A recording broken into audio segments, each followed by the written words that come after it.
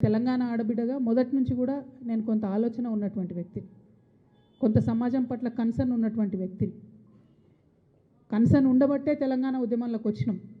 Concern ఉండబట్టే ఆనాడు రాష్ట్రం వస్తుందో రాదో తెలియకపోయినా పేగులు తెగేలాగా తెలంగాణ కోసం కొట్లాడినాం. అనేక కార్యక్రమాలు తీసుకున్నాం, ఒకటి కాదు రెండు కాదు.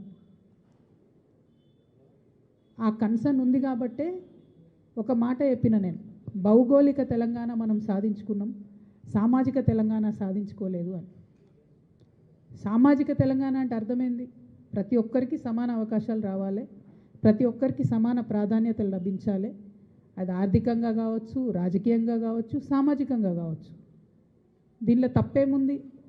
అదేదో పెద్ద తప్పు మాట్లాడినట్టుగా చిత్రీకరించి నన్ను బీఆర్ఎస్ పార్టీ నుండి బయటకు వెళ్ళగొట్టే వరకు కూడా కుట్రలు జరిగినాయి. ఆనాడు నేను బీఆర్ఎస్ పార్టీలో ఉన్నప్పుడు ఏదైతే అన్నానో నేను ఇవాళ కూడా అదే అంటున్నా. భౌగోళిక తెలంగాణ సాధించుకున్నాం, సామాజిక తెలంగాణ సాధించుకోవాల్సి ఉన్నది. ఆ సామాజిక తెలంగాణ సాధన కోసం తెలంగాణ జాగృతి ఖచ్చితంగా కట్టుబడి ముందుకు నడుస్తుంది.